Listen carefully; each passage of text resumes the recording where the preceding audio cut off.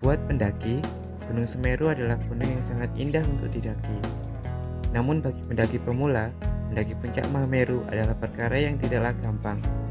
Trek ke puncak yang berpasir, cuaca yang begitu dingin, sampai ada beberapa pendaki yang gugur, membuat nyali untuk mendaki Gunung Semeru makin menciut. Apalagi pihak Taman Nasional Bromo Tengger Semeru telah menghimbau kepada semua pendaki bahwa pendakian terakhir hanya sampai Kalimati, alias tidak boleh ke puncak. Akan tetapi, kamu bisa-bisa saja mendaki Gunung Semeru meskipun kamu pemula. Tapi tidak usah ke puncak, ke Ranukumbolo saja sudah cukup. Danau yang berada di ketinggian 2389 mdpl ini sangatlah indah dan menjadi ikon Gunung Semeru yang populer. Jika dahulu kita bisa datang kapanpun, namun sejak tahun 2019 untuk mendaki ke Semeru, kamu harus mendaftar online di situs Taman Nasional Bromo Tengger Semeru. Agak ribet sih, tapi kamu harus pesan kuota dari situs tersebut. Ada beberapa hal yang mesti kamu siapkan, seperti identitas diri, form pendaftaran yang sudah diunduh, dan juga surat keterangan sehat. Selanjutnya, kamu bisa berangkat dari Malang atau Lumajang. Jika dari Malang, kamu harus naik jeep dari Tumpang ke Ranupani. Nah, di jeep ini kamu akan berdiri selama 2 jam. Seru sih, apalagi pemandangannya yang juga oke. Di Ranupani, kita mesti registrasi ulang dan meninggalkan identitas kita sebagai jaminan. Nantinya kita harus pulang membawa sampah bekas kemasan makanan kita untuk menukarnya dengan identitas yang sudah kita berikan. Setelah mendaftar, kita akan mendapat briefing dari relawan agar bisa mendaki dengan baik dan benar. Kali ini tim kami terdiri dari Galang, Agus, dan saya. Kami bergerak mulai jam 12 siang. Pendakian dimulai dengan santai dari Ranupani menuju ke pos 1. Jalurnya cukup landai dan datar, hanya di awal saja cukup menanjak. Treknya teduh dan mudah dilewati. Setelah itu, dari pos 1 ke pos 2 relatif dekat.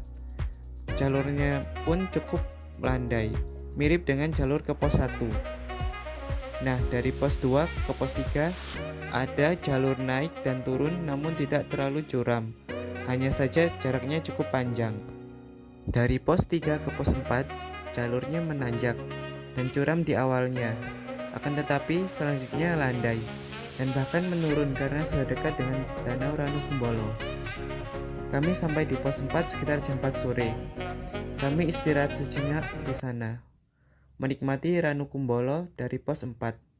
Namun tak terasa, matahari mulai tak terlihat, sehingga kami bergegas melanjutkan ke Ranukumbolo.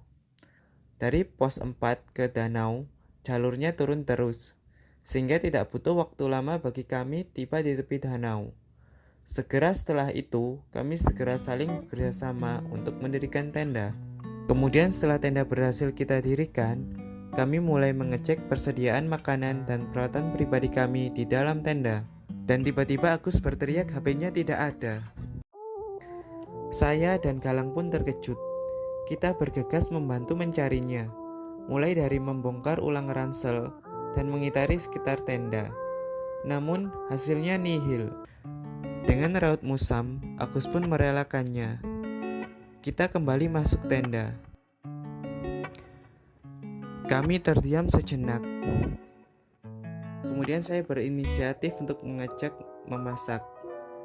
Galang pun mulai memasak persediaan makanan di depan pintu masuk tenda. Agus memasak kopi serta teh, sedangkan saya merapikan sleeping bag di dalam tenda.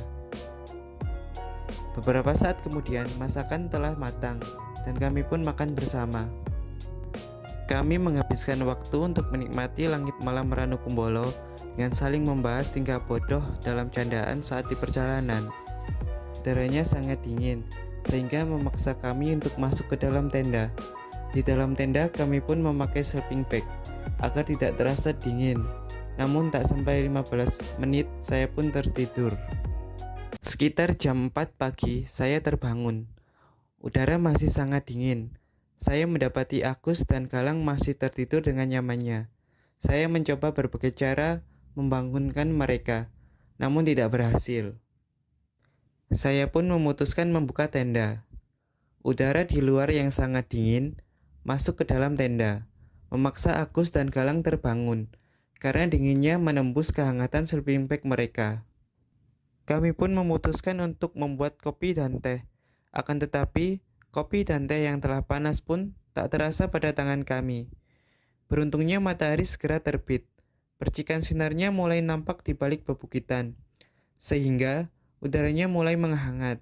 Kami pun menikmati pagi dengan berjalan-jalan dan berfotoria di tepian danau. Namun sebelum kita menikmati udara pagi Ranukumbolo, terdapat hal unik yang terjadi. Kopi milik Galang dan Agus yang masih belum diseduh, tumpah tertendang saya saat akan keluar tenda. Sehingga tumpah ruah. Mereka pun melayangkan pandangan sinis pada saya. Saya pun membalasnya dengan tawa. Kami pun tertawa bersama-sama. Ranukumbolo menjadi sangat hangat sejak matahari terbit.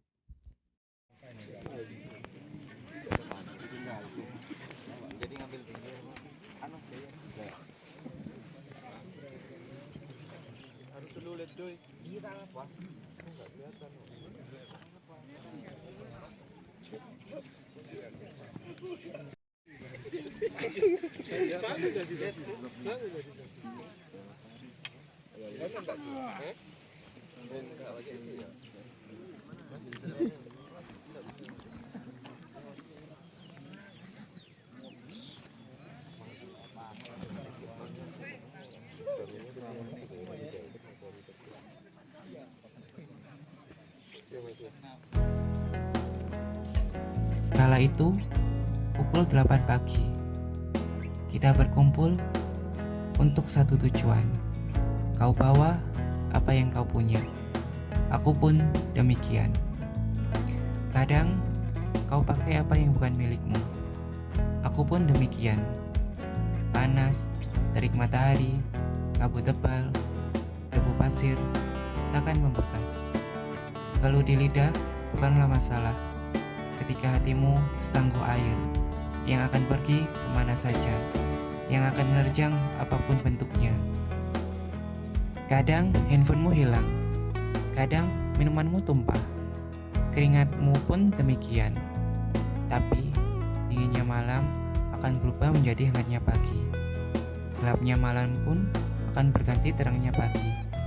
Yang hilang akan terganti, yang tumpah takkan sia-sia. 100 tahun, 1000 tahun, berapapun nominalnya, keindahan ini akan abadi selama kita bekerja sama untuk menjaganya.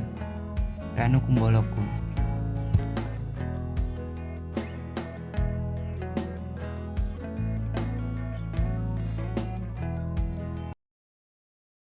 Sekitar jam 8, kami naik ke tanjakan cinta, di mana ada mitos tidak boleh menoleh ke belakang agar segera mendapat jodoh.